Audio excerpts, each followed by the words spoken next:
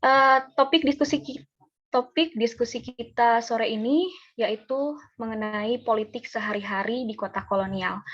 Nah, selanjutnya akan dibedah dan dibahas lebih dalam oleh pemateri kita sore ini, yaitu Pak Andi Ahdian. Selamat sore, Pak Andi. Sore, Ismi. Ya, izin saya memperkenalkan Pak Andi lebih dulu. Beliau merupakan seorang dosen di Prodi Sosiologi UNAS. Perhatiannya yaitu pada sejarah kolonial dan pergerakan anti kolonial awal abad ke-20. Dia juga seorang doktor dalam bidang sejarah dengan disertasi bertema ras, kelas, dan bangsa di kota kolonial Surabaya. Saya jadi ingat waktu itu pertama kali baca tulisannya Bang Andi itu yang berjudul Kolera Melanda Surabaya, Pemerintah Kolonial Tak Bisa Dipercaya. Itu tulisan Pak Andi yang pertama kali saya baca. Jadi memang punya disertasinya memang bertema ras, kelas, dan bangsa di kota kolonial Surabaya. Kemudian diskusi ini bertujuan untuk membahas hasil-hasil karya penelitian dan disertasi dari setiap pembicara.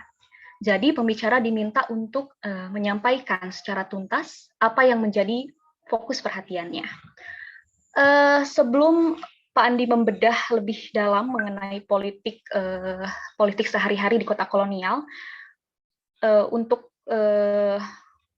sebelum kita ke sana, kita tahu bahwa para elit intelektual atau golongan terpelajar itu banyak yang menduduki wilayah perkotaan. Nah, modernitas Eropa menjadi ciri-ciri dari gaya hidup penduduk kota pada masa kolonial di Hindia Belanda. Misalnya Takashi Shiraishi pada bukunya Zaman Bergerak itu menyebutkan awal abad ke-20 sebagai zaman modern, di mana orang-orang terpelajar yang mendefinisikan diri mereka sebagai kaum muda ini menerapkan perilaku hidup modern layaknya orang-orang Eropa. Nah, gambaran zaman modern ini sebenarnya bisa kita temukan dalam karya-karya sastra sezaman. Misalnya dalam Stadion Hijau, karya Mas Marco Kartodikromo, itu ada satu bagian cerita di awal novelnya. Tokoh hijau dan biru itu pelesir ke Sriwedari di kota Solo. Mereka mengucapkan kata atau frasa berbahasa Belanda, kemudian digambarkan ada aktivitas membaca buku dari hijau, kemudian mengenakan pakaian ala barat, nongkrong di restoran. Digambarkan juga bahwa di Sriwedari itu ada kebun raya, bioskop, bahkan tempat nonton wayang orang. Jadi memang digambarkan kota Solo itu sebagai wilayah yang banyak elit modernnya, yaitu elit terpelajarnya, dan sudah menunjukkan ciri-ciri modernitas Eropa. Begitu. Lebih lanjut, Pak Andi Ahdian akan membahas bagaimana sih proses tokoh-tokoh.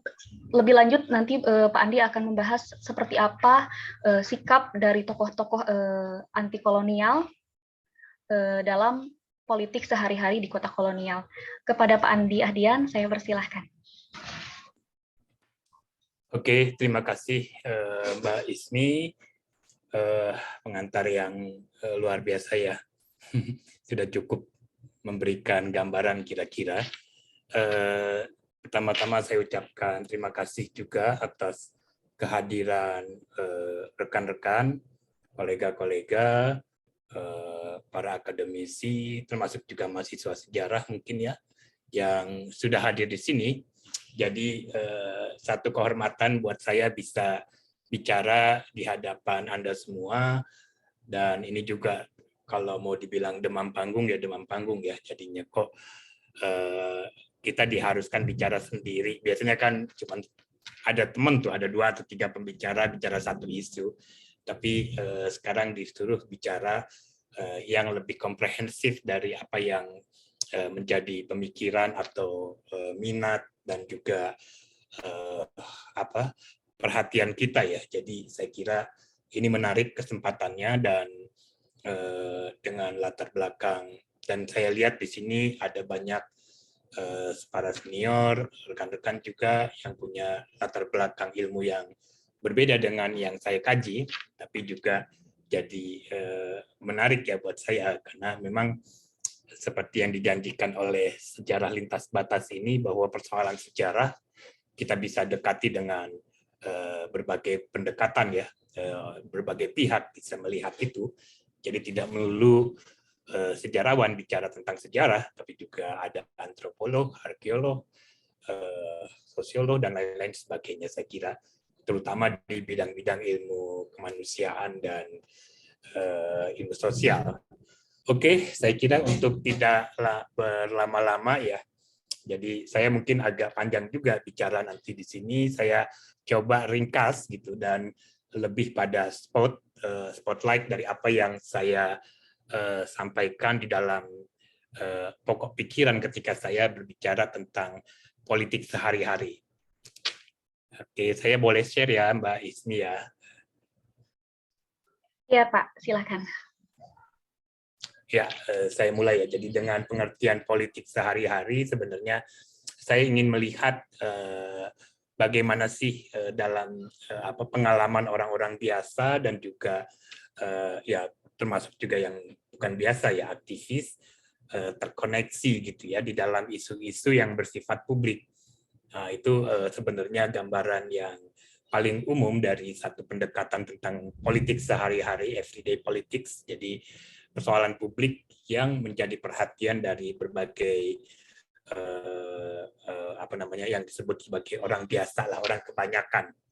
Dan saya mencoba melihat itu dalam konteks kolonialisme pada transisi awal abad 20 ya. Jadi ini satu periode yang menarik ya, antara akhir abad 19 dan awal abad 20 ada satu konteks yang melatari kelahiran satu kota-kota kolonial di Hindia Belanda ya, ada Batavia, ada Semarang, ada Surabaya, Makassar.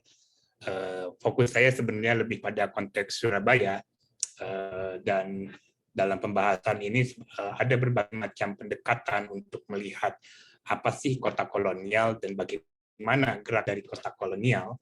Ini sudah menjadi satu pembahasan yang saya kira cukup populer ya di kalangan sejarawan paling global historian yang melihat dalam konteks bagaimana kolonialisme menciptakan satu konteks atau situasi khusus di dalam pengalaman masyarakat jajahan ya. Dan dengan menempatkan kota kolonial, saya juga menggarisbawahi arti penting space atau ruang yang punya hal yang sangat spesifik di dalam satu tindakan-tindakan manusia atau agensi dari setiap kelompok yang berbeda. Nah, saya mulai dengan gambar ini. Gambar ini adalah satu lukisan potret dari kota Surabaya, ini daerah Kembangipun ya. Jadi kita bisa melihat bagaimana perpaduan antara teknologi, modernity, dan konteks masyarakat saat itu di Hindia Belanda, di Surabaya khususnya ya, dari cara berpakaian, dari alat transportasi, dari bangunan, heritage, itu menjadi satu ruang yang membentuk satu gambaran tentang bagaimana hal ini bisa didekati oleh sejarawan. Pertanyaannya kenapa saya punya perhatian khusus terhadap ini? Karena ini juga berangkat dari satu upaya saya melihat historiografi sejarah Indonesia modern ya. Jadi istilah gayanya itu saya ingin membuat satu kritik terhadap pendekatan-pendekatan yang ada atau kajian-kajian yang pernah ada dalam periode khususnya sejak kemunculan kebangkitan nasional Indonesia. Jadi kolonialisme seringkali dilihat sebagai satu bentuk politik yang homogen ya, dari pusat di Batavia sampai pada wilayah-wilayah lain. Dan saya melihat dari pengalaman riset saya di Surabaya, sebenarnya ada banyak hal yang berbeda, dan negara kolonial tidak omnipresent ya, tidak sama sekali bisa menguasai keseluruhannya. Ada ruang-ruang di mana ada kontestasi, ada pergerakan yang dinamis di tempat-tempat yang berbeda. Juga terkait dengan bagaimana narasi yang ada, historiografi yang ada terkait dengan posisi kaum pergerakan dengan vis-a-vis dengan negara kolonial ya. Jadi gambarannya saya kira di historiografi masih belum terlalu kaya, jadi masih perlu riset-riset lebih lanjut tentang itu. Jadi kalau kita membayangkan kolonialisme dan anti-kolonialisme, konstruksinya selalu antara represi dan konfrontasi gitu. Itu yang selalu kita lihat di dalam historiografi yang ada ya, berbagai karya yang berusaha mengupas tentang pergerakan anti kolonial ataupun dengan bagaimana pemerintah kolonial mengatasi pergerakan, selalu dilihat dari dua biner itu ya, antara represi dan konfrontasi. Ketiga, saya kira politik pergerakan seringkali dilihat sebagai satu problem orang Indonesia ya. Sedikit sekali persinggungan dengan kelompok-kelompok masyarakat lain. Ada orang bagaimana dengan orang Eropa, Tionghoa, Indo-Eropa di dalam pergerakan anti kolonial. Posisi mereka seperti apa? Bagaimana persinggungannya? Dan hal-hal tersebut saya kira masih relatif, dalam artian relatif. Sudah ada yang bicara, tapi relatif tidak cukup ekstensif untuk melihat keragaman ini. Jadi kemunculan kebangkitan nasional dianggap sebagai pure produk orang-orang Indonesia gitu, dan itu saya kira ada pengaruh dari historiografi yang dilahir sejak munculnya Akira Nagazumi tentang dia bikin kebangkitan nasional dan lain sebagainya. Jadi kebangkitan nasional bisa dilihat atau direpresentasikan sebagai satu ekspresi dari native awoken gitu ya, awakening. Jadi selalu judulnya seperti itu. Tidak ada Tionghoanya, tidak ada Indo-Eropa. Kalaupun ada, nanti yang akan dibahas sejarah orang Tionghoa dalam pergerakan ini atau orang Indo-Eropa. Tidak ada relasi, koneksi di antara mereka. Seolah-olah jalan masing-masing, jalan-jalan sendiri. Itu seperti itu. Dan keempat, saya kira ada hal penting yang menurut saya bisa menjadi satu agenda riset ke depan tentang institusi Dewan Kota di kota-kota kolonial yang sampai sekarang relatif agak terabaikan ya. Karena dalam kajian yang saya lakukan, sesungguhnya ada satu gambaran menarik bahwa institusi ini menjadi sebuah arena yang menjadi ruang dalam artian ide-ide transformatif di dalam konteks anti kolonial ataupun kolonialisme itu sendiri saling bertemu gitu. Jadi seringkali ada asumsi bahwa partisipasi di dalam institusi kolonial adalah produk kooptasi. Nah, saya akan menunjukkan ini tidak gitu ya, tidak selamanya seperti itu. Nah ini yang argumen-argumen yang ingin saya bantah ya, semacam misalnya The Rise of Indonesian Communism dari Ruth T. McVeigh. Dia dianggap buku klasik gitu ya untuk menjelaskan kebangkitan gerakan komunis di Indonesia, dan tinjauannya melihat komunisme itu dalam artian satu hal yang unik Indonesia gitu ya. Jadi melihat dimensi kultural apa yang ada di Indonesia, dia punya suara atau nada yang berbeda. Ada beberapa hal yang saya kira saya merasa ada semacam lubang pengetahuan yang memang harus diperkaya dari pendekatan ini, bahwa orang-orang Indonesia sendiri tidak sematanya artinya ditempatkan dalam dikotomi tradisional dan modern gitu ya. Itu yang sering kali muncul dalam pembahasan. Jadi kita yang tradisional bergelut dengan ideologi komunisme, dan itu menjadi menarik buat para Indonesianis di luar sana gitu ya. Kok bisa ada komunis tapi soleh, tapi juga dia bahasanya bahasa Jawa dan lain sebagainya. Cara-cara pandang seperti itu ada sedikit pendekatan yang saya coba kritik dalam kajian saya. Juga misalnya bukunya Takashi Shiraishi, Popular Radicalism in Java, dia juga menjadi satu buku klasik ya. Sampai sekarang masih banyak diminati, dan saya kira belum banyak yang kritik sebenarnya ya, mengkritisi gitu. Jadi saya akan menunjukkan bagaimana bahwa apa namanya, yang disebut sebagai partisipasi di dalam lembaga kolonial belum tentu sebuah proses kooptasi seperti digambarkan dalam semangat popular radikalisme in Java ya. Jadi itu juga saya kira Takashi sangat dekat dengan gambaran. Jadi pergerakan adalah sebuah kontras, sebuah konfrontasi antara kaum pergerakan dengan penguasa kolonial, dan dalam konfrontasi itu kemudian ketika tidak ada konfrontasi dia mulai melihat mundur temannya pergerakan. Tapi proses konfrontasi ini juga saya kira harus diperluas ya. Jadi tidak hanya sekedar yang saya bilang tadi, binary relation antara penguasa kolonial dan apa namanya, kaum pergerakan. Juga di dalam Takashi saya mendapatkan satu gambaran, kok nggak ada orang, soalnya ini orang Jawa yang lagi bergerak gitu, ya tidak ada orang Indonya gitu ya, sedikit saja paling nyebut tokoh-tokoh lain, kok tidak ada orang Tionghoanya gitu dalam pergerakan.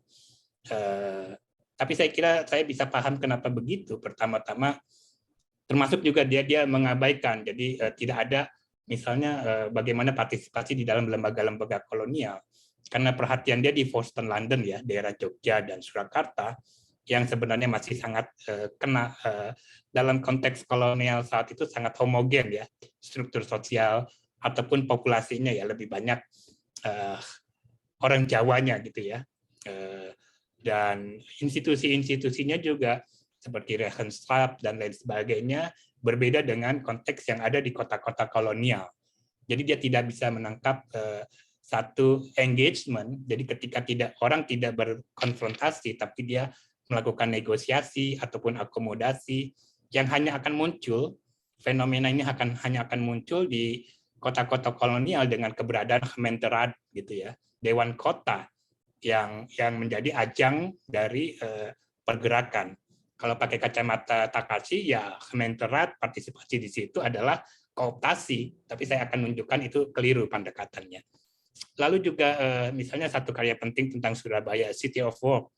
Di situ kontribusi dari Dick saya kira lumayan ya, dia bisa dalam waktu yang panjang 100 tahun menggambarkan perkembangan sosioekonomi kota Surabaya, dan dia menunjukkan bahwa kota ini punya karakter yang semacam Turinnya ini ya, Italia ya, industrial dan radikal gitu ya, kota merah lah istilahnya, dan dalam pendekatannya itu. Sehingga tapi dalam satu ini yang saya agak keberatan dengan cara dia menjelaskan, bahwa dia mengatakan bahwa ada satu institusi sama seperti Takashi dan yang lain, Gemeenteraad, dan dia bilang oh itu nggak penting. Jadi dia menyebut secara eksplisit Gemeenteraad ini bukan sebuah institusi penting untuk melihat ekspresi dari kaum pergerakan.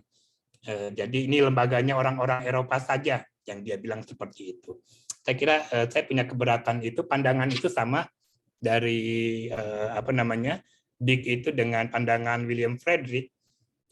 Jadi di William Frederick juga dia melihat misalnya bagaimana institusi kolonial Gemeenteraad gitu, Gemeente, yang kemudian dipelesetkan menjadi Gemeente atau gua minta, itu dianggap ya institusi elit yang tidak ada kaitan dengan kaum pergerakan.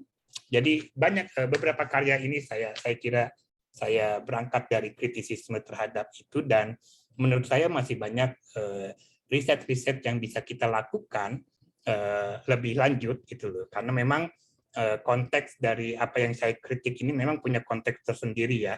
Takashi menulis pada era tahun 90-an, era Orde Baru, di mana aktivisme radikal mahasiswa itu menjadi satu fenomena yang begitu kuat ya, sehingga saya kira dia mengambil gambaran tentang kondisi kontemporer untuk melihat bagaimana radikalisme atau radikalisme kerakyatan muncul melalui gerakan protes, organize politik dan lain sebagainya. Saya lanjut ya. Jadi saya kira menarik ya. Jadi memang selama ini kalau orang-orang Indonesia menulis sejarah ataupun saya nggak tahu di ilmu sosial lain, akan selalu menjadikan karya dari luar atau dari apa namanya para Indonesianis lah, the so-called Indonesianis sebagai point of reference, tidak bisa diutak-utik dan benar segalanya. Seperti itu ya, kita hanya wah Takashi begini, kita ikut dengan Takashi, wah McVeigh begini, komunisme seperti McVeigh dan lain sebagainya. Tapi saya kira kalau kita teliti lagi, banyak hal yang bisa kita apa namanya kontribusi penting mereka itu bisa kita kritisi dan kita perbaiki gitu ya. Karena memang saya bilang konteks mereka menulis ada konteks umumnya buku-buku itu pada masa Orde Baru, negara omnipresent, orang melawan pada otoritarianisme. Jadi warnanya akan seperti itu.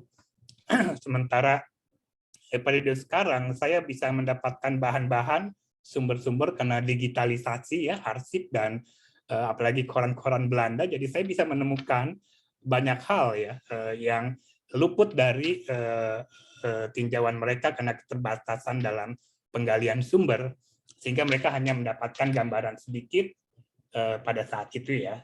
Kalau sekarang kita dimanjakan dengan cukup banyak sumber-sumber yang melimpah dalam kaitan ini, dan dalam kaitan itu pula kita bisa merekonstruksi ulang atau melihat, membaca ulang tinjauan kita tentang pergerakan anti kolonial, nasionalisme Indonesia dan lain sebagainya. Jadi saya kira itu pengantar. Jadi historiografi baru dari Purnawan saya kira menarik. Jadi ada upaya tentang bagaimana orang biasa merebut ruang di kota Surabaya dengan cerita yang di dalam lingkup kota itu arahan dari satu sejarah kota sebenarnya yang Purnawan sedang kembangkan. Mungkin nanti minggu depan dia akan bicara, minggu depan, beberapa hari kemudian nanti dia akan bicara tentang itu. Saya akan sedikit berbeda, saya akan fokus pada tema politik keseharian dalam artian citizenship, kewargaan, isu kewargaan yang sekarang menurut saya sangat penting, terutama pada masa sekarang ya. Jadi karena citizenship, solidarity, engagement, partisipasi publik dalam urusan publik itu sedikit lemah ya, karena memang kita menganggap warga itu bukan apa-apa. Beda dengan konteks dulu ya. Jadi ketika orang bilang negara itu ada di Batavia, kota itu milik warga. Jadi ada semacam independensi, ada semacam ruang di mana subjek-subjek atau posisi agensi dari setiap orang di setiap kota punya warna. Nah, sekarang kita lihat desentralisasi mungkin agak beda konteksnya. Jadi akan saya mulai dengan kota. Saya akan lihat di kota Surabaya, dan dalam kaitan ini saya ingin menggambarkan bahwa Surabaya adalah sebuah imperial capital ya, dan satu kota kolonial. Jadi dia berkembang pesat pada mulai abad 19, pertengahan sampai akhir 19, dan dia benar-benar menjadi sebuah kota dagang ya. Jadi kapital dari Amsterdam, mereka invest di perkebunan, dan dalam proses itu perkembangan seperti itu dia muncul kota Surabaya yang tadinya bukan kota kerajaan penting ya, tumbuh berkembang menjadi satu kota dagang yang punya peran penting. Dan kalau di sini ada semacam gambaran tentang identitas orang dengan kota ya, di dalam tulisan Great Batavia di Surabaya Handelsblad disebutkan satu perbandingan ya, ternyata Batavia itu ya formalitas, kekakuan birokratik. Kalau di Surabaya yang muncul adalah kebebasan, sikap tanpa aturan. Kalau apa namanya, Surabaya, Batavia kesantunan metropolitan, Surabaya adalah kebebasan kosmopolitan. Jadi ada semacam identitas yang terbentuk dalam setiap kota terkait dengan proses sejarahnya ya. Jadi kalau dalam konteks ini saya ingin sampaikan bahwa Surabaya menjadi sebuah base, industrial base, di mana industri besar seperti baja, kimia, petrokimia itu berkembang di dalam konteks kolonial. Jadi pada saat itu kalau pakai Howard Dick disebutkan pembandingnya sebagai kota industri itu adalah ekspor produksi mesin. Jadi bukan lagi manufaktur ya, mesin, suatu industri yang sudah besar dan pakai teknologi mengirim ke berbagai tempat. Kalau di Semarang itu banyaknya manufaktur ya, produknya mebel, furniture, apalagi ya yang manufaktur. Kalau di Surabaya itu udah dia metal, jadi dia produksi misalnya pada menjelang Perang Dunia Kedua itu mereka produksi tank dan juga kapal, galangan kapal. Jadi emang itu satu spesifik dan kota ini sangat berkembang dalam artian seperti tadi industrial base di dalam konteks masyarakat kolonial saat itu. Nah, spesifik dengan kota kolonial, salah satu ciri sudah jelas ya buat kita semua bahwa ada semacam ketimpangan struktur ya, ada struktur yang timpang dan dari total populasi 341.000 ini pada awal abad 20, sekitar tahun 30-an, itu terlihat gitu ya bagaimana survei ini menunjukkan bahwa 86% besarnya orang yang punya pendapatan tahunan di atas 1.000 gulden, artinya bisa sewa rumah yang cukup baik, bisa membaca, berlangganan koran, bisa pelesiran, standar kehidupan nyaman ya dalam ukuran orang Eropa, itu 86% adalah warga Eropa, 3,2% itu orang Tionghoa, dan orang Bumi Putra hanya sekitar 0,04%. Di dalam artian ini satu gambaran tentang bagaimana struktur timpang itu sebenarnya secara dalam artian pengertian populasi ya. Jadi struktur yang timpang berkelindan dengan ras gitu. Itu juga satu gambaran penting di dalam yang menjadi ciri dari kehidupan kota kolonial. Dan dalam segi fisik kita bisa melihat proses perkembangannya ya. Dari abad ke-14, dari abad 14 ke 19, perkembangannya berpusat di wilayah pelabuhan ini. Dari pelabuhan ini kemudian dia berkembang pada abad ke-19. Jadi kalau pada awal-awal abad 19 yang di sini banyaknya adalah tentara, angkatan laut, pejabat birokrat. Tapi memasuki pertengahan abad 19 dan akhir abad 19, perkembangan di sini ditunjukkan dengan munculnya kelompok sosial baru ya, pengacara, engineer, yang profesional, dan mereka bukan lagi cuma sekedar serdadu dan birokrat, tapi juga orang-orang bebas, middenstan, dan kita akan bilang the partikulir saja. Jadi kita bisa mendesak semakin berkembangnya lingkup Eropa di sini sampai ke Darmo ya sekarang ini, yang tadinya perkampungan-perkampungan semakin tergeser, dan ini juga menjadi ciri dari kota-kota kolonial. Jadi di setiap kota tiba-tiba ada kampung gitu ya. Jadi ada yang tetap bertahan kantong-kantong, kayak Jakarta misalnya di Menteng sekalipun tiba-tiba kita lihat ada kampung di situ, perkampungan. Seperti itulah model kota-kota yang memang produk dari kota kolonial. Ini saya kasih gambaran bahwa mereka sampai bikin pesawat ya industrinya ya pada tahun 40-an. Jadi emang high tech industri yang dalam komparasi Asia saat itu dibandingkan dengan Jepang, Oklahoma, dan Ceylon ya, Sri Lanka dan sebagainya. Jadi dia karakternya seperti itu, kota kerja, kota buruh, kota pekerja, dan lain sebagainya. Dan di sini kemudian saya ingin dari konteks itu saya mau menunjukkan juga bagaimana kemudian muncul budaya imperial yang datang dari negeri induk, seperti tadi saya tunjukkan dalam perubahan lanskap lingkungan dan ide tentang politik kewargaan. Jadi ada borjoisi kota di koloni-koloni saat itu, mereka menyebut diri sebagai the partikulir saja, orang partikulir atau ya pengusaha lah istilahnya ya, yang mereka sebutan yang bekerja di luar pemerintahan, para pengusaha di perkebunan, dan mereka bilang di sini mereka yang menjadi penggerak utama membentuk kemakmuran di Hindia.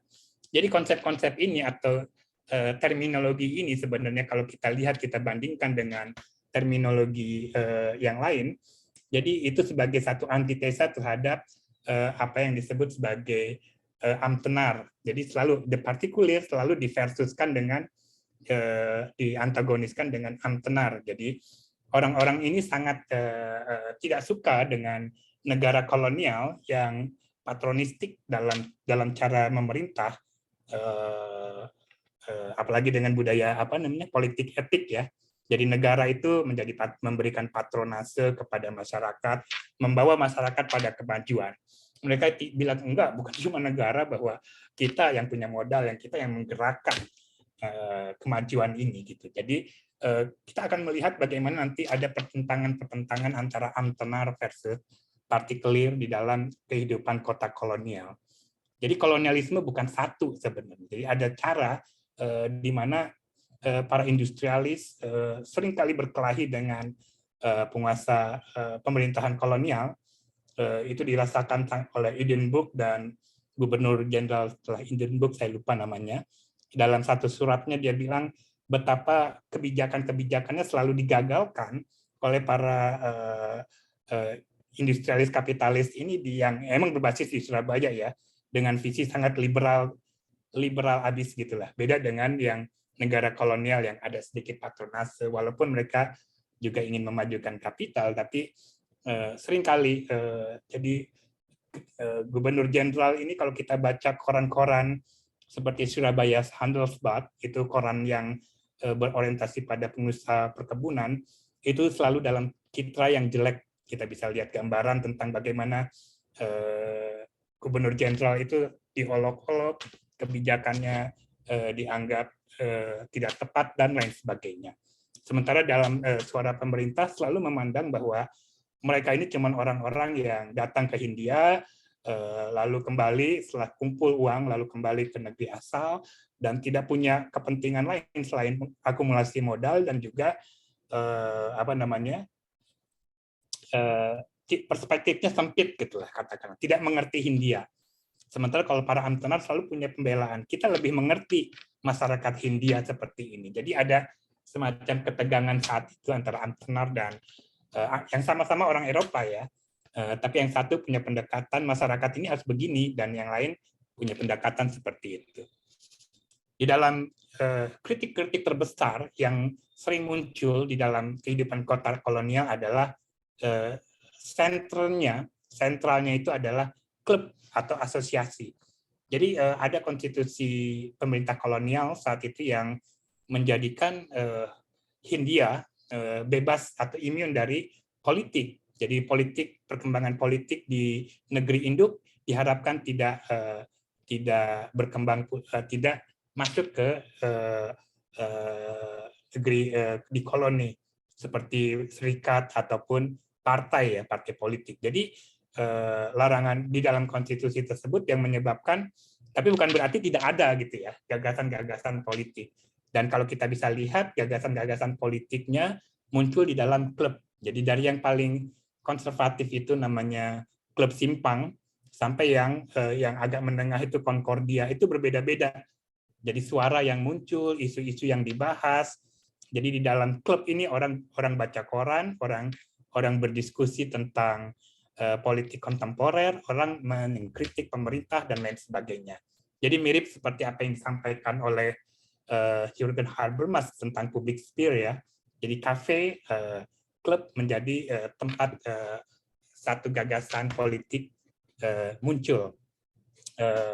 Ini dan disinilah watak kota kolonialnya terlihat gitu ya. Saya kira saya akan lanjut. Dan salah satu profil yang saya ingin sampaikan di sini ada namanya Adrian Paetz Gonsayen. Dia pengacara kaya, dia punya investasi di dalam industri gula, dan dia merupakan seorang yang menurut saya bisa dikatakan ideolog dari liberalisme kapital, sangat pembela kapital gitu ya. Jadi sikapnya sama terhadap pemerintah kolonial itu luar biasa keras. Dia bilang Batavia itu ramp, kata dia, atau istilahnya bencana. Pemerintah pemerintah kolonial itu bencana. Ya, karena dalam ideologi liberal semakin banyak intervensi pemerintah semakin merugi mereka gitu ya, atau mereka sangat anti terhadap intervensi pemerintah yang berlebih. Jadi di sini selain tadi klub saya tunjukkan, dan mereka punya, dan dia yang mengomongkan begitu ya, bahwa sudahlah para birokrat ini urus aja negara di Batavia sana, sementara kota ini punya kita. Gitu. Itu posisinya. Dan ini satu dasar di mana kemunculan dari kesadaran kewargaan yang memang sudah lama dalam pengalaman Eropa ya abad 18-19. Jadi kota menjadi satu benteng berhadapan dengan tirani raja dalam pengalaman sejarah Belanda ya. Jadi di situ mereka otonomi situ yang menjadi satu dasar dari institusi yang menjadi bagian penting dari perkembangan politik dari kalangan bourgeoisie ini. Dan inisiatif yang dia bikin itu the Vereniging tot Bevordering der Belangen van Inheemden van Surabaya. Jadi satu perkumpulan untuk memajukan kepentingan warga Surabaya. Jadi di sini betul-betul ada semacam sebuah asosiasi, sifatnya asosiasional. Nanti ada isu-isu terkait misalnya masalah tentang penyakit, kolera, kebersihan kota, dan lain sebagainya, yang makanya si Todd Piatt, si Gonsayan selalu bilang pemerintah itu bencana buat kita karena emang tidak peduli. Jadi sampai awal abad 19 hanya ada satu rumah sakit, terus tata pengelolaan kota yang buruk dan sebagainya. Nah, ini ada inisiatif seperti itu. Dalam satu segi ekspresi ini bisa kita katakan sebagai frame untuk melihat tentang bagaimana publik berpartisipasi di dalam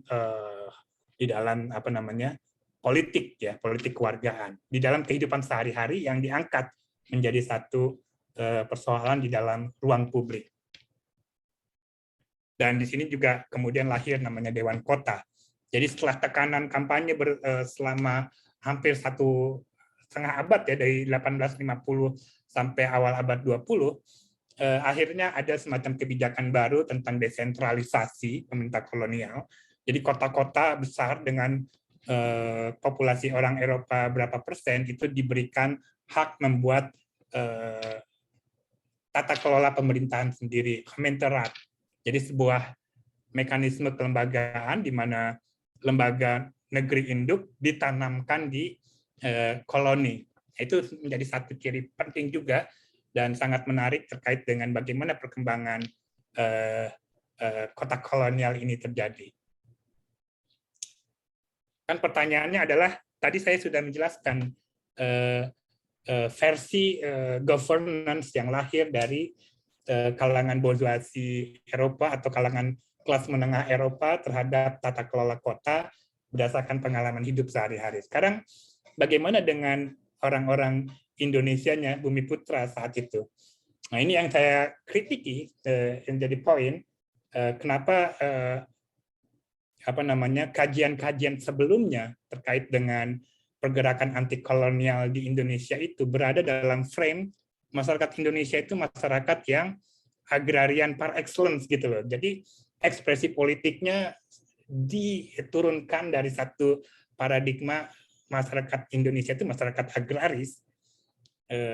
Jadi cara seperti radikal popularisme juga masuk dalam konteks itu, termasuk juga nanti McVeigh masuk dalam kerangka ini ya. Unsur yang menarik di sini saya kasih contoh dari novelnya Suwarsi ini, dia bicara tentang orang setelah mereka tinggal kaum terpelajar ya, dulunya mereka di kampung ya, dulunya di desa-desa, kemudian belajar, hijrah ke kota-kota, tumbuh besar, menjadi aktivis, dan kita bisa melihat ada satu ketercerabutan gitu ya, ada satu sensibilitas baru di mana mereka modernitas yang mereka dapatkan di lingkungan kota itu telah menjadi barrier untuk melihat konteks di asal mereka. Dan ini yang terjadi, saya kira kalau kita lihat riwayat biografi dari pemimpin-pemimpin pergerakan politik Indonesia, semuanya berdasarkan dari desa-desa kecil, kemudian pindah ke kota, dan tak satu pun kembali ke desa. Ya kan, menjadi orang kota dan hidup di dalam sensibilitas perkotaan. Jadi bagi kajian-kajian sebelumnya, memang selalu ini menarik melihat di mana sih unsur tradisionalnya dari orang-orang ini, kan begitu konstruksi dari karya-karya sebelumnya. Tapi saya kira kalau kita berangkat dari sini, saya kira memang ada sebuah sudah ada sebenarnya transformasi kesadaran subjektif dari orang-orang Indonesia yang sudah tinggal di kota dan menjadi warga kota gitu. Cara pandang, kebudayaan, menyerap modernitas baru, dunia modern saat itu, yang menjadi cara pandang bagaimana mereka melihat dunia. Jadi worldview yang sudah berbeda. Dan ini yang saya kira menjadi poin penting untuk melihat. Saya nggak tahu nanti kajian-kajian selanjutnya mungkin dalam bidang estetik juga ada, misalnya seperti apa, kultural, dan lain sebagainya ya. Coba kalau kita perhatikan juga catatan redaksi di sini dari Bintang Surabaya, saya ingin menggambarkan sejauh mana sifat kosmopolitanisme dari kaum pergerakan ini ya. Wacana atau diskursus yang mereka bahas. Jadi perdebatan di sini sangat menarik bahwa mereka pakai Tocqueville ya. Jadi perbedaan antara Amerika yang muncul dengan Amerika yang hampir sama dengan kondisi kolonial Indonesia saat itu, dan intinya mereka membahas tentang lapisan kelas menengah gitu ya, antara Gogol dan bangsawan. Jadi maksud saya diskursus yang lahir, wacana atau mindset yang juga lahir, juga sifatnya modern gitu ya. Dan modernitas ini yang saya kira menjadi modal penting dalam situasi pergerakan. Saya mendapatkan satu catatan, misalnya Raden Ahmad, pemimpin Sarekat Islam Cabang Surabaya, saya sedang menulis tentang itu, yang berbicara tentang rights, konsep tentang kekeluargaan dan konsep rights yang sangat jauh gitu, sangat modern dan sangat maju cara berpikirnya ya. Jadi bukan cuma sekedar populisme dalam pengertian cara budaya kita berbeda dengan dalam menerima modernitas, punya satu perbedaan. Saya agak sedikit keberatan, walaupun memang ada gitu, tapi tidak mutlak. Dan kita kemunculan paling awal, saya melihat di dalam lingkup kota itu saat itu adalah apa yang disebut Panti Harsoyo ya, klub. Sama tadi kalau orang-orang Belanda punya klubnya sendiri, nah ini kaum terpelajar ini mereka bikin klubnya sendiri, namanya Panti Harsoyo di Surabaya. Yang bikin itu Cokro Aminoto. Jadi sebelum Cokro Aminoto menjadi pemimpin Sarekat Islam, di historiografi kita Sarekat Islam tiba-tiba muncul gitu kan, beda gitu, ada Islam, ada kaum terpelajar dan sebagainya. Saya menemukan bahwa tidak, Cokro Aminoto itu ada dalam pergerakan Budi Utomo, dan dia berada dalam satu arus perkembangan tentang bagaimana kaum terpelajar Bumi Putra saat itu melihat konteks kolonialisme. Jadi ada satu kelanjutan sesungguhnya. Nah ini yang agak sedikit penting. Menurut saya akan tekankan Sarekat Islam bukan satu kemunculan hanya satu gitu ya. Tiba-tiba muncul menyuarakan suara kelompok Islam gitu. Saya kira itu dalam historiografi agak keliru untuk melihat itu. Jadi ada sebuah kontinuitas. Panti Harsoyo ini dibentuk oleh ketuanya Cakro Aminoto. Klub, dia membuat klub, dia mengumpulkan teman-temannya, dan mereka jadi kegiatannya rutin, ada pameran, ada diskusi. Salah satu kegiatan misalnya ada diskusi tentang gamelan dan wayang dan musik dalam perspektif orang-orang Jawa. Jadi ada semacam pembicaraan-pembicaraan yang sangat intelektual sifatnya, modernitas yang kuat. Dan kalau kita lihat misalnya bahkan misalnya Dewi Sartika, guru yang dari orang Sunda ini diundang untuk bicara di dalam forum itu. Jadi dia benar menjadi satu hub di mana ekspresi publik terkait dengan persoalan-persoalan yang terkait dengan orang banyak dibicarakan, dan klub atau kafe, atau kalau dalam bahasa sekarang kafe ya, itu menjadi sarana itu. Dan ini catatan pentingnya, memang tidak ada partai, tidak ada organisasi serikat. Jadi mereka membentuk dari itu awalnya. Dan salah satu inisiatif bagaimana dalam politik ini, definisi politik tadi hari, bagaimana mereka intervensi dalam ruang publik adalah mereka bikin semacam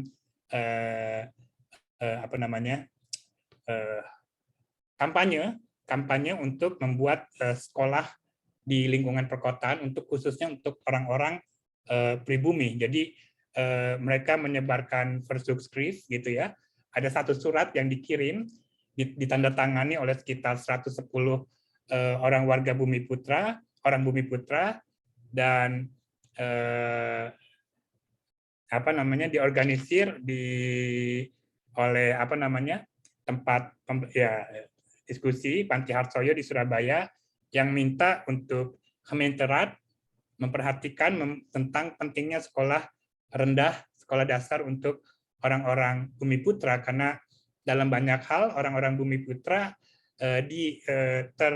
ditolak atau disingkirkan dari, tidak bisa masuk dalam sekolah-sekolah orang Eropa. Jadi disinilah tadi ada kelindahan tentang ras juga. Saya kira orang-orang muda yang kumpul-kumpul di Panti Harsoyo itu, mereka bicara tentang, ya sudah pasti ada perbedaan ras di antara kita, antara orang Eropa dan orang-orang Putra, dan ini menjadi satu bagian dari satu citizen action for public good dari kalangan orang-orang Bumi Putra. Tapi juga itu yang awal ya.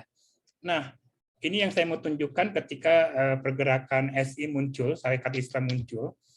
Yang paling sering kita dengar tentang Sarekat Islam adalah orientasi Islam keagamaan. Tapi kalau dibaca kita berita-berita awal kemunculan SI di kota itu, 28 Februari 1913, itu sangat awal ya. Itu adalah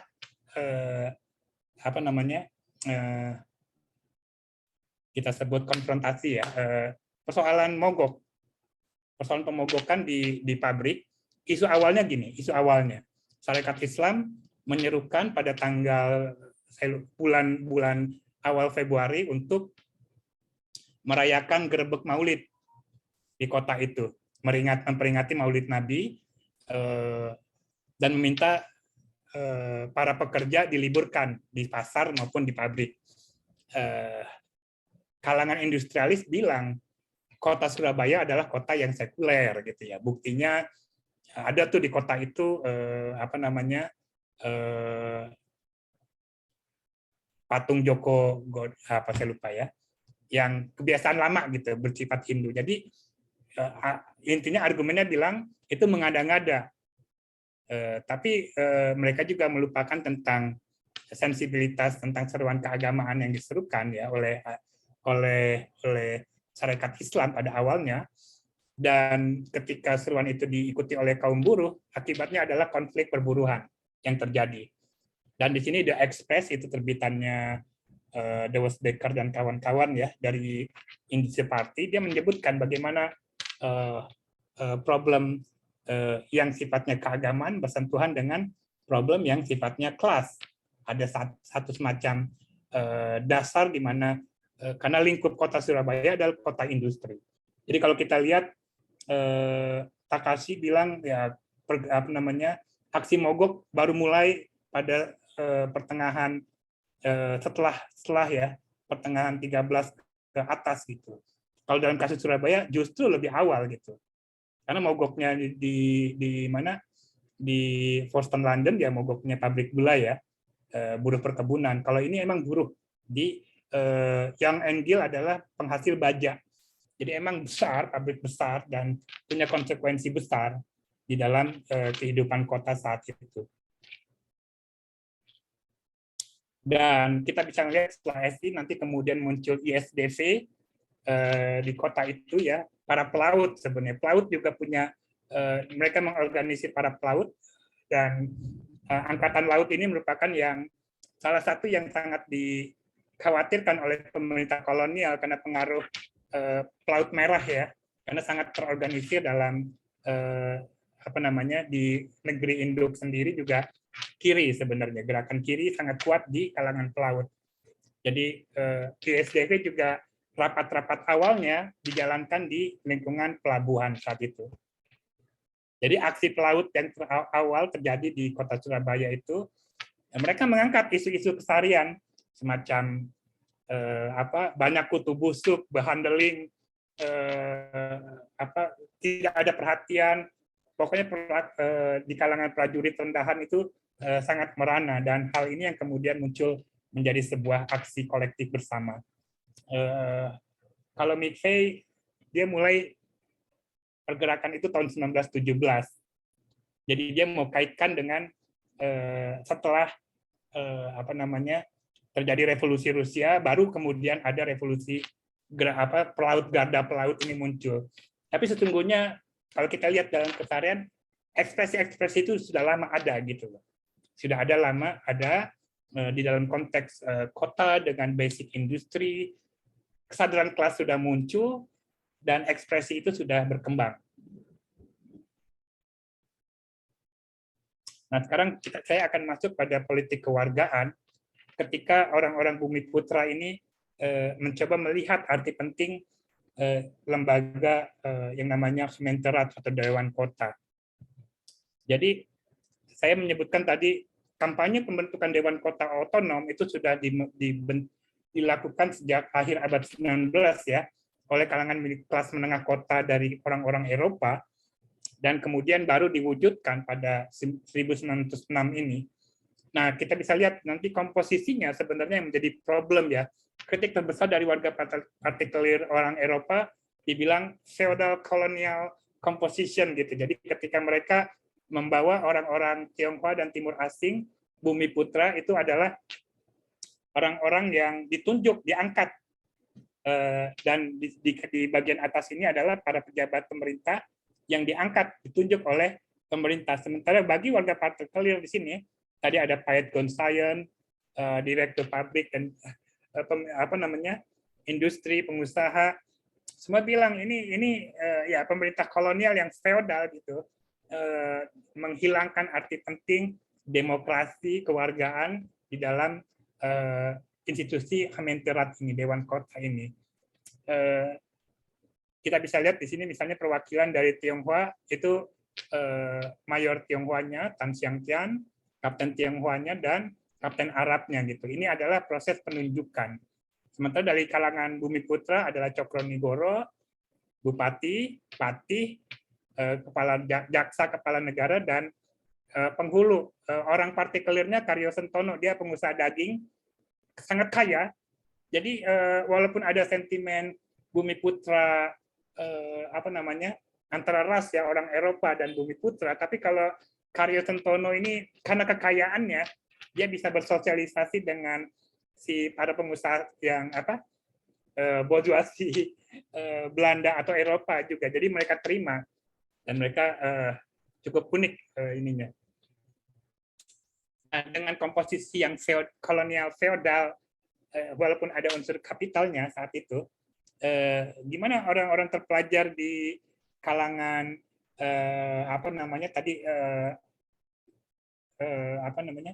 Panti Harsoyo tadi. Di sini mereka mempersoalkan sifat feodal dari penunjukan keanggotaan di Kementerian pada tahun 1908 ya. Jadi dia bilang kita sudah punya kemampuan bikin pertimbangan. Kita juga bisa bicara dengan bahasa Belanda yang paling yang tidak bisa dibicarakan oleh wakil-wakil yang ditunjuk oleh orang pemerintah. Jadi mereka kid and cop gitu ya. Jadi ayam tanpa kepala, meledek gitu para bupati, patih yang ditunjuk ke duduk di Kementerian cuma asal kehadiran tapi nggak ada otaknya menurut orang-orang ini dalam bahasa tulisan mereka. Jadi tidak ada representasi yang kuat bagi warga Bumi Putra di dalam Kementerian ini, saya kira. Itu satu. Dan kedua, kalau kita bilang atau Takashi bilang itu satu kooptasi praktik dalam lembaga kolonial, kita tunjukkan, bisa kita lihat di dalam Suara Rakyat. Jadi di Surabaya tahun 1914 sejak Kementerian dibentuk, sejak ISDV dibentuk, Sneflit bilang perbedaan hal penting dalam pembentukan ISDV adalah keterlibatan dalam politik praktis. Dia bilang begitu. Jadi apa yang dia lakukan adalah politik praktis saat itu, berpolitik dengan menduduki Kementerian Dewan Kota.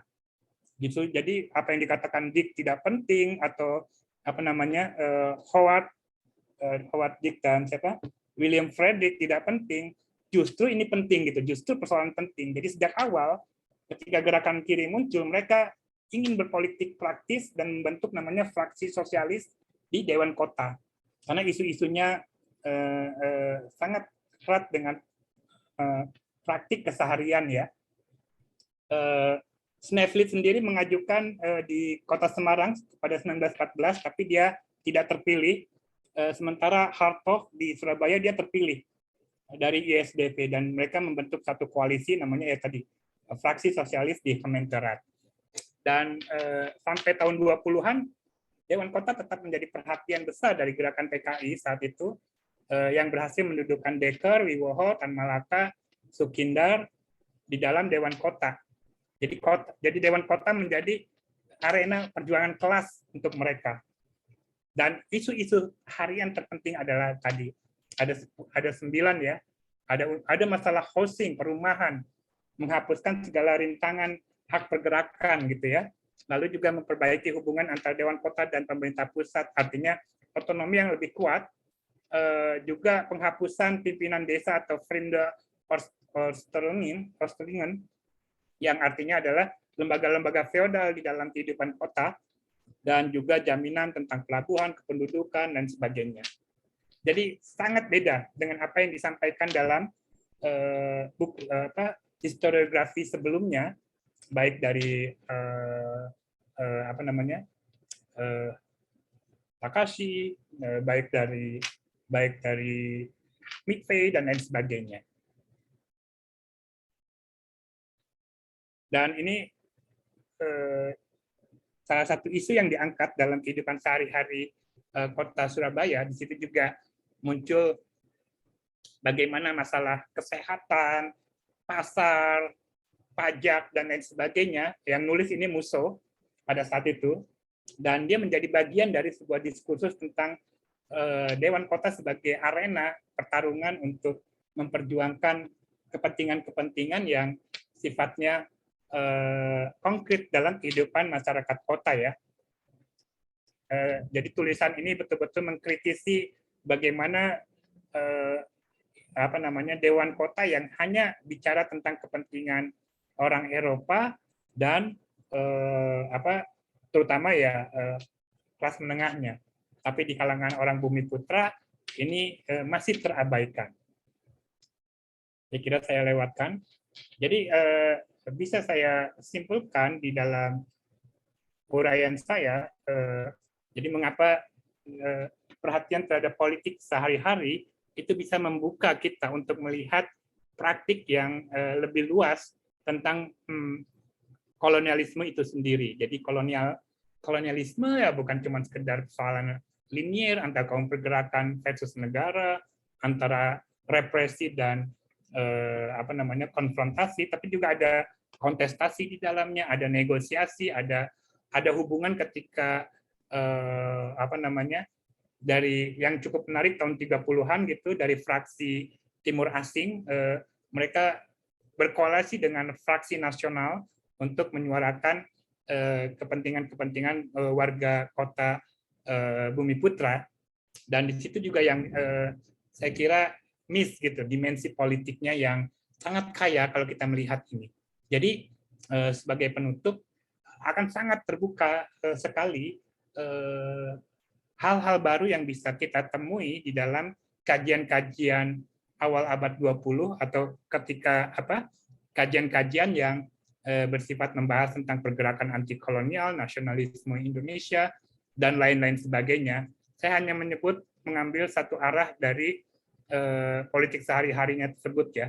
Tapi saya kira akan terbuka yang lain. Dan disitulah saya kira saya mengajak kemungkinan-kemungkinan baru yang kita bisa buka, dan juga jadi tidak hanya mereproduksi buku lama seolah-olah setelah membaca karya-karya tersebut kita paham sejarah, tidak gitu, karena karya-karya tersebut belum adalah produk zamannya, itu perlu diperbaharui, dan itu yang sebenarnya saya kira penting buat kita semua untuk melihat lagi problem-problem yang katakan sudah banyak penulisnya, sudah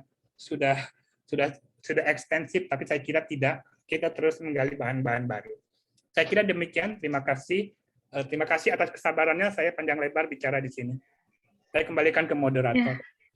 Ya, terima kasih Pak Andi Ahdian, pemaparannya sangat detail. Kita sepakat ya, pemaparan dari Pak Andi Ahdian ini sangat mendalam. Tadi beliau pertama-tama memaparkan mengenai kritik terhadap pendekatan-pendekatan penelitian historiografi sebelumnya. Apa sih yang luput dari penelitian-penelitian sebelumnya?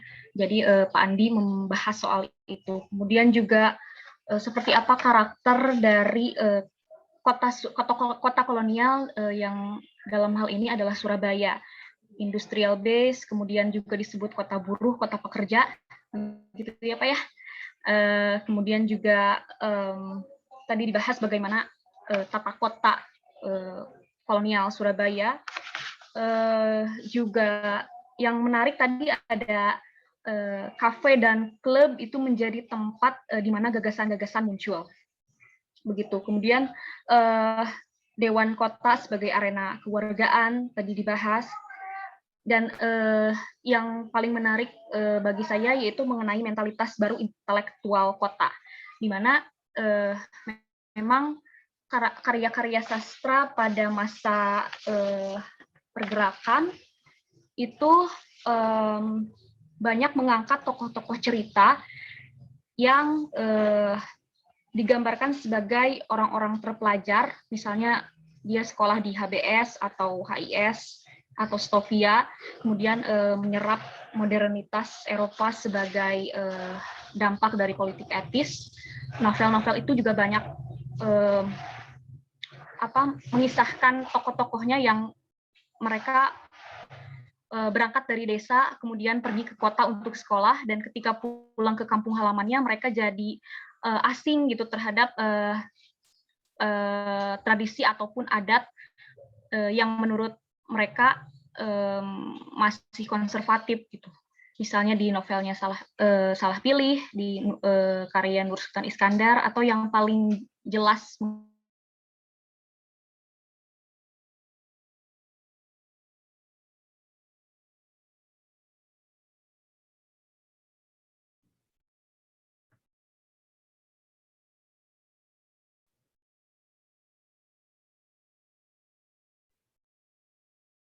Halo, apakah saya sendiri yang putus ya? Sepertinya Ismi terputus ya. Kita tunggu sebentar untuk sembari menunggu Ismi kembali. Saya mau mengingatkan kepada hadirin yang ada di ruangan, kalau ingin mendapatkan sertifikat acara, kalian bisa mengisi formulir yang ada di kolom chat ya. Mungkin nanti panitia akan mengirimkan kembali chatnya bagi yang baru masuk. Lalu kalian juga bisa mendaftar sebagai anggota Sejarah Lintas Batas, sekalipun bukan sejarawan, mau itu guru atau masih SMA atau masih kuliah juga nggak apa-apa. Silakan bergabung bersama Sintas. Formulirnya juga ada di kolom chat. Jadi ada 2 formulir, yaitu formulir untuk mendapatkan sertifikat dan satu lagi formulir untuk mendaftar keanggotaan. Nanti setelah mendaftar kita akan follow up lagi via email. Saya juga mau mengabarkan kalau Sintas juga kemarin baru saja menerbitkan buku bekerja sama dengan Pustaka Pias buku tribut untuk Mona Lohanda berjudul Arsip dan Sejarah. Nah, jadi di buku itu ada banyak tulisan, ada tulisan dari Pak Peter Carey, ada Bu Aiko Kurosawa, ada juga dari sejarawan-sejarawan Indonesia yang senior, yang semasa hidupnya kenal dengan Bu Mona Lohanda. Nah, itu bukunya bisa didapatkan, sekarang bukunya ada dalam fase pre-order, jadi kalian bisa memesan secara langsung melalui Instagram, di Instagram Sejarah Lintas Batas, yaitu @sejarahlintasbatas atau Instagram Pustaka Pias. Sekian iklannya. Iklan.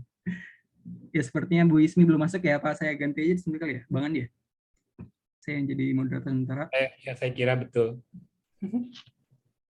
Oke, ada beberapa pertanyaan yang sudah masuk ya. Banyak sekali, tapi ada mungkin yang pertama kali yang cukup menarik ini ya. Ada pertanyaan dari Arif Jati. Saya ingin bertanya bagaimana posisi kalau SI hanya, tadi kan Bang Andi bilang ya kalau Syarikat Islam itu kelanjutan dari Budi Utomo ya. Ada satu bagian Bang Andi bilang itu. Nah, Bung Arif Jati ini bertanya kalau SI hanya kelanjutan dari Budi Utomo, bagaimana menjelaskan kehadiran Syarikat Dagang Islam yang sudah ada sebelum Budi Utomo? Mau satu-satu atau mau langsung banyak aja gitu? Coba yang lain juga kali ya. Boleh satu-satu atau satu-satu kali ya? Oke, satu-satu aja. Sudah mau selesai ya. Terima kasih Bung Arif Jati. Jadi itu satu catatan memang ketika kita melihat Syarikat Dagang Islam ya sebagai satu organisasi baru, dan betul bahwa inisiatifnya adalah datang dari kalangan pedagang-pedagang Muslim ya, terutama dengan Saman Hudi dan lain sebagainya, termasuk juga nanti peran siapa? Peran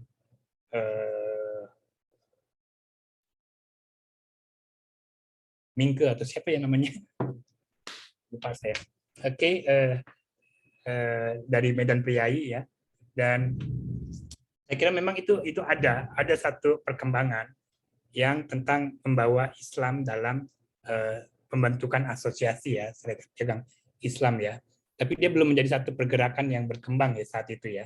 Jadi kejadiannya kan setelah ada problem bagaimana Syarikat Dagang Islam ini bisa menjadi sebuah organisasi yang diakui oleh pemerintah. Mereka meminta itu tahun 13-an ya, setelah Tito tidak berperan lagi di situ ya prosesnya ya, memberikan arah perkembangan statuta, menyusun statuta dari Syarikat Dagang Islam atau Syarikat Islam kemudian.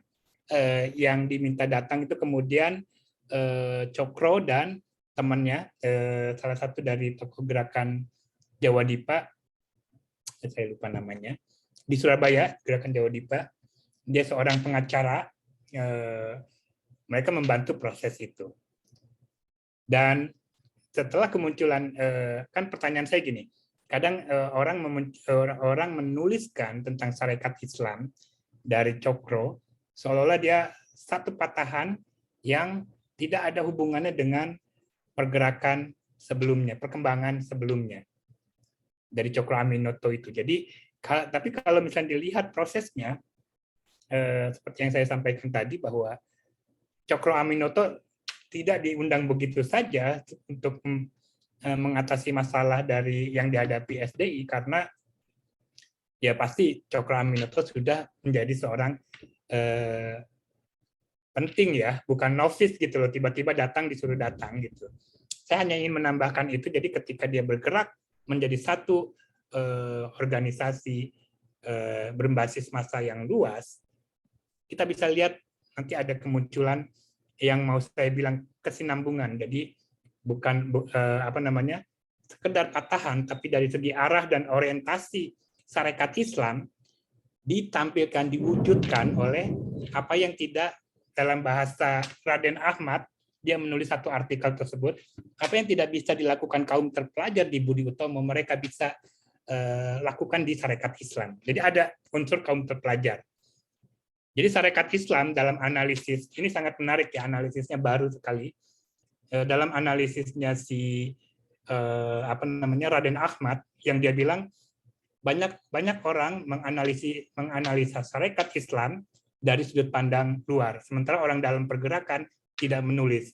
Sehingga dia menuliskan sebagai orang dari dalam pergerakan, dia menjabarkan Wesen dari Sarekat Islam atau the essence of Sarekat Islam ya. Jadi dia bilang ada 3 unsur yang membentuk Sarekat Islam. Pertama adalah kaum terpelajar tadi, yang tidak punya kesempatan di dalam mengekspresikan gagasan mereka di dalam Budi Utomo sebelumnya, kemudian mendapat ruang. Lalu ada kaum agamawan dengan latar belakang agama, dan rakyat kampung, rakyat jelata banyak. Jadi 3 unsur ini yang menjadi secara sosiologis membentuk Sarekat Islam. Kalau hanya salah satu saja dilihat, kita tidak mendapat gambaran lebih utuh tentang bagaimana pergerakan Sarekat Islam itu. Jadi saya kira itu ya, jadi transformasinya dari SDI menjadi Sarekat Islam yang saya bahas, bagaimana Sarekat Islam kemudian bergerak jauh dari apa yang diharapkan oleh tokoh-tokoh SDI sebelumnya kan. Begitu. Oke. Ini tadi ada beberapa orang yang mengoreksi nih. Tadi mungkin yang Bang Andi maksud itu Tirta Adi Suryo kali ya? Tirta Adi Suryo, betul. Ya. Terima kasih. Lupa saya. Mantap ini, hadirin terpelajar. Oke, kita lanjut ke pertanyaan selanjutnya. Ada Heri Anggoro Jatmiko. Bagaimana kehidupan kelas menengah warga Belanda yang berprofesi sebagai guru di sekolah dan jurnalis?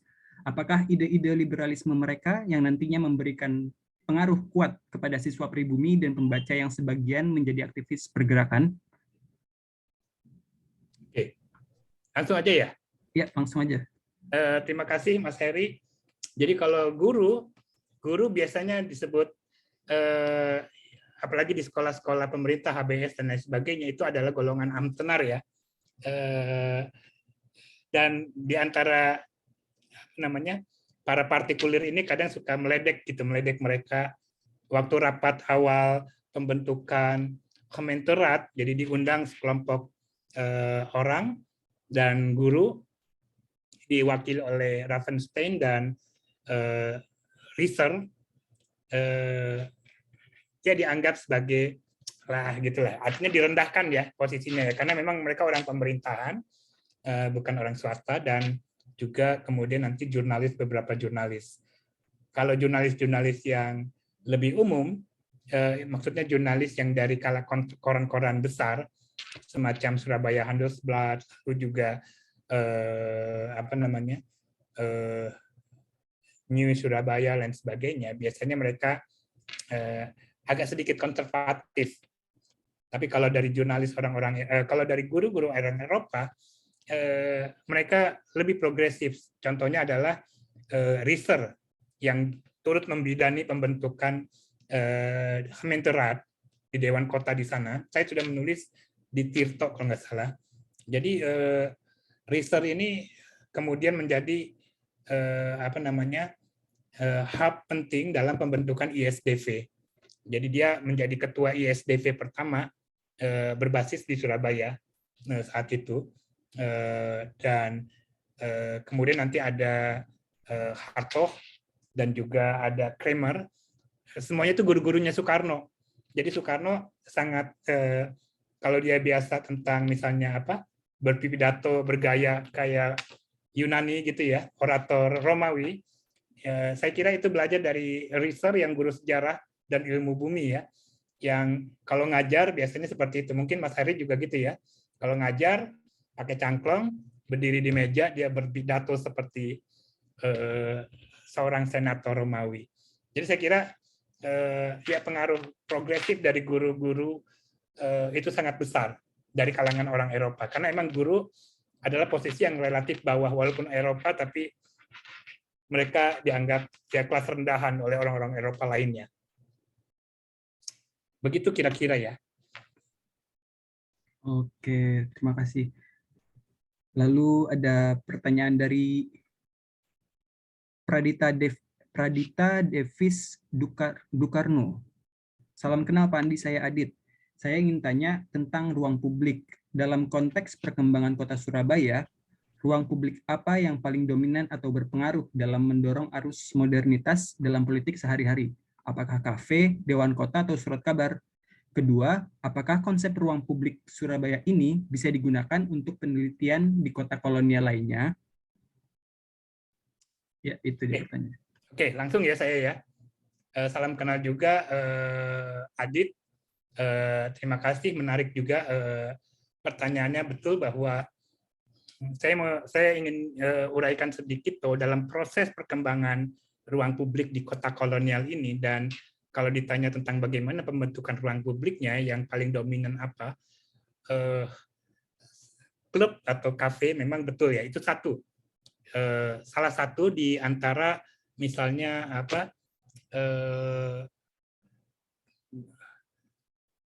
Dewan Kesenian, tempat teater ya, ruang teater, mereka bikin teater sendiri, lalu juga bioskop. Tapi bedanya dengan kafe atau klub biasanya adalah di dalam klub itu ada orientasi yang sifatnya politik sehari-hari.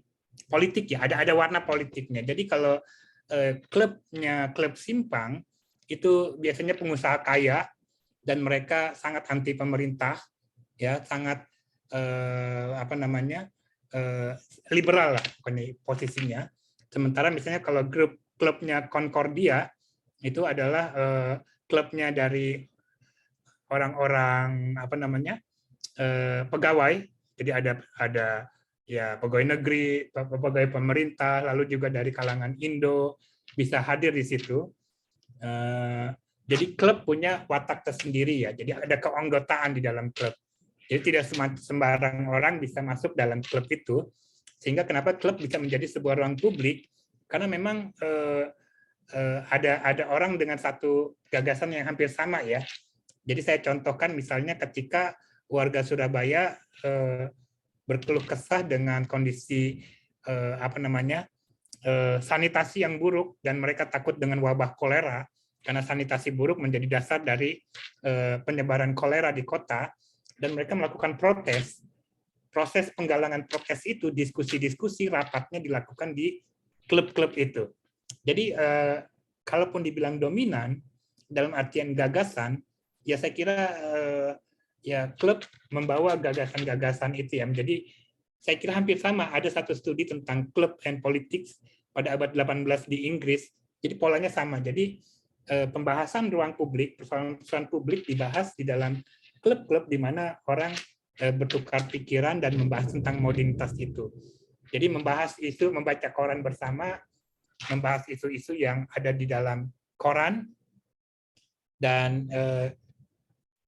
klub bisa dikatakan bentuk lain dari kalau di awal abad 20 ke depan setelah pemerintah mengizinkan adanya partai, itu bisa jadi partai politik dan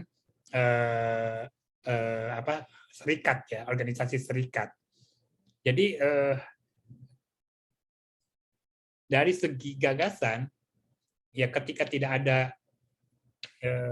organisasi asosiasi itu, klub menjadi tempat sosialisasi di mana isu-isu publik dibicarakan. Dan apakah konsep ruang publik di Surabaya ini bisa digunakan? Ya, bisa digunakan. Kalau kita bisa melihat misalnya di Bandung ada Indies Club ya, di Batavia juga klub gitu ya. Jadi misalnya saya membaca di salah satu koran bagaimana Dewas Dekker bicara tentang hak-hak, berpidato ya tentang hak-hak dari warga di Hindia di klub yang saya lupa namanya, termasuk klub yang ada di Solo juga. Waktu itu ada Wahidin dan sebagainya. Jadi klub atau kafe kaitan erat dengan ruang publik di mana orang bicara tentang kepentingan-kepentingan yang lebih besar, dan dia bisa dijadikan perhatian saya kira untuk melihat jadi pola-polanya gitu ya. Ada yang hal-hal yang sifatnya rasial juga ada di klub itu ya. Kalau klub Simpang itu bukan cuma rasial ya, kalau dia nggak kaya dia diusir gitu. Jadi tadi saya tampilkan bagaimana para pelaut protes kan, rutenya itu dari pelabuhan sampai ke Simpang dan diusir gitu karena pelaut-pelaut ini dianggap ya kamu buru lain sebagainya gitu, nggak boleh datang ke klub ini. Jadi sengaja gitu loh si pelaut-pelaut ini demonstrasi di depan klub itu gitu karena dia memberikan bayangan tentang bourgeoisie Eropa yang konservatif, liberal dan sangat anti buruh gitu. Oke, Sintas ya. Sintas ini klub bukan? Pengajian kalau sekarang. Oke, ini masih terkait dengan klub Bang Andi. Dari Fauzi, apakah Indonesia Study Club apakah sudah debut atau tidak sebelumnya? Saya belum tahu karena telat bergabung. Apakah mereka melakukan kerja sosial di Surabaya? Lalu apa peran kelompok ini dalam pergerakan di Surabaya, utamanya dalam politik sehari-hari? Thanks. Ya, terima kasih Pak Fauzi. Jadi betul, jadi Indonesia Study Club itu dibentuk ketika Sutomo hijrah ke Surabaya ya, mulai lagi ya. Jadi setelah dia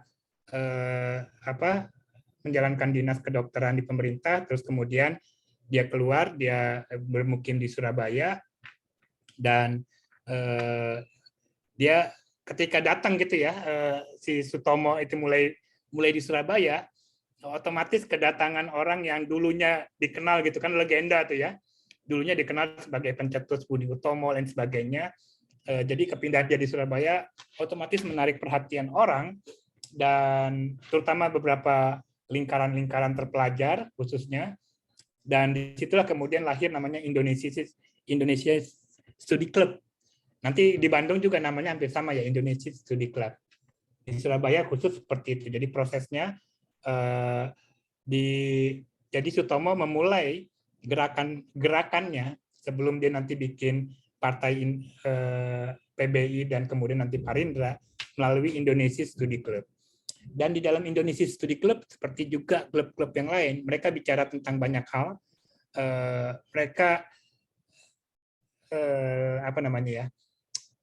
wakil-wakil dari Indonesia Study Club juga ada di Dewan Kota ya, Sunjoto misalnya, dan bicara tentang kepentingan-kepentingan warga Bumi Putra. Lalu juga mereka melakukan studi, misalnya satu survei tentang kondisi kemiskinan dan pajak serta perumahan.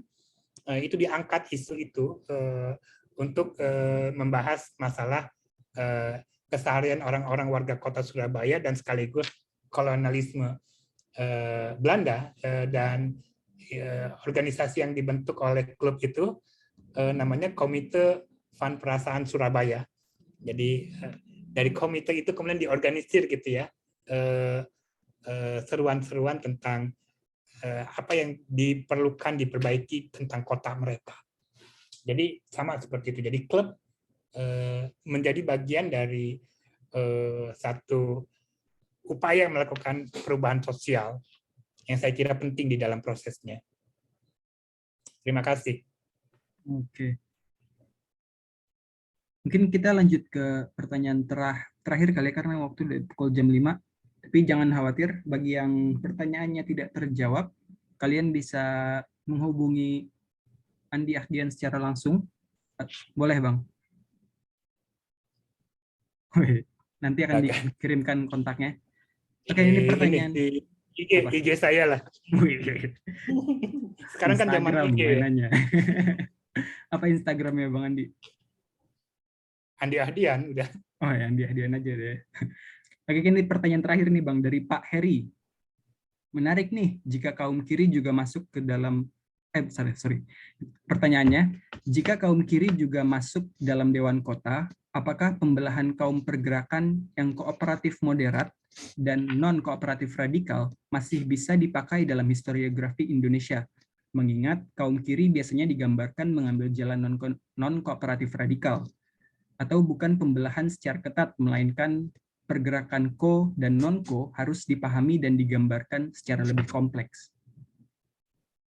Ya, ini menarik sekali ya pertanyaannya ya. Jadi ini kita masih bisa diskusi panjang tentang itu, tentang hal itu, karena saya setuju bahwa ini bisa jadi perdebatan atau apa namanya hal-hal yang kita bisa bahas baru di historiografi Indonesia, khususnya pembahasan setelah tahun 30-an ke atas ya.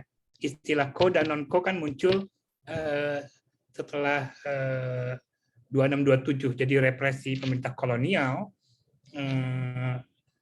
sehingga yang berbau kiri dilarang saat itu, dan orang mencoba memanfaatkan ruang politik yang ada ya, karena emang dilarang kan, ada represi. Jadi sebelumnya tidak ada ko dan bukan ko dan non ko ya, bahasanya itu. Tapi memang yang saya mau katakan adalah yang namanya gerakan sosial. Jadi kalau misalnya Takarsi menggunakan kritik-kritik dari perwakilan dari Sarekat Islam di Semarang waktu dia ingin menduduki jabatan di Volksrat, itu bukan dalam artian mereka tidak menyetujui seluruhnya Volksrat ya, tapi mereka tidak setuju dia duduk di Volksrat gitu ya. Si Cokro Aminoto di Volksrat dengan alasan mewakili pergerakan. Itunya sebenarnya ya. Jadi bukan pada institusi-institusi politik yang ada saat itu, karena institusi apapun dimanfaatkan sebaik mungkin ya. Dan saya kira ini menarik ya, pengalaman menarik, karena di kita sekarang, saya kira dalam pengalaman Indonesia saat ini, dengan kenyataan bahwa demografi kita 70% itu lebih banyak tinggal di kota, tapi modernitas model ini tidak muncul gitu ya, belum muncul ya. Jadi diserahkan pada politisi, dan saya kira ini menjadi sangat relevan dalam konteks sekarang. Jadi ya bisa dijadikan pembahasan untuk melihat ulang historiografi tentang itu, ko dan non ko ini. Terima kasih. Itu pertanyaan yang menarik ya. Kalau bisa dituliskan Pak Heri menjadi sebuah tulisan, akan sangat menarik. Kita siap untuk mempublikasikannya ya. Oke, mungkin karena waktunya terbatas juga, kami mohon maaf sekali kepada hadirin yang pertanyaannya tidak tersampaikan.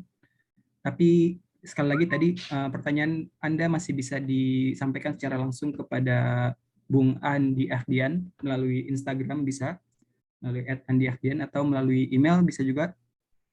Bung, apa emailnya? Nanti akan diketikkan oleh Bang Andi. Oke, terima kasih kepada hadirin yang telah hadir. Sekali lagi, kalau ada yang ingin mendapatkan sertifikat, silahkan mengisi formulir yang tersedia di kolom chat. Dan bagi kalian yang ingin menjadi anggota Sintas, silahkan mengisi formulir yang juga tersedia di kolom chat. Sebagai penutup, mungkin ada conclusion, Bang Andi? Ya, terima kasih. Jadi saya kira cukup ya. Saya ingin mengucapkan terima kasih atas diskusi hari ini dan juga kehadiran rekan-rekan semua. Tadi ada catatan dari Mbak Murti Bunanta ya. Kita berteman di IG ya Bu ya. Saya juga suka mengikuti. Semoga nanti ada kelanjutan dari kegiatan ini terus bisa memperkaya diskusi kita ke depan. Terima kasih. Oke. Untuk kalian yang ingin menonton siaran ulangnya, rekaman dari Zoom ini akan disiarkan di kanal YouTube Sejarah Lintas Batas. Silakan cari saja nanti Sejarah Lintas Batas. Di situ juga tersedia diskusi-diskusi kita sebelumnya. Lalu Party History ini juga masih akan berlanjut lagi ya, sampai akhir April ini masih akan ada beberapa episode lagi, dan mengundang tentunya sejarawan-sejarawan yang cukup menarik dan membawakan tema-tema yang menarik. Mungkin sekian saja. Sampai jumpa di lain waktu. Terima kasih semuanya. Terima kasih. Sehat-sehat semuanya ya. Assalamualaikum warahmatullahi wabarakatuh. Waalaikumsalam. Izin saya, Liv. Ya, silahkan Bang Andi. Mungkin kita akan ngasih waktu ya untuk yang mau ngisi presensi. Dan yang isi Oke. formulir silahkan. Terima kasih semuanya. Bagi yang ingin live, silahkan leave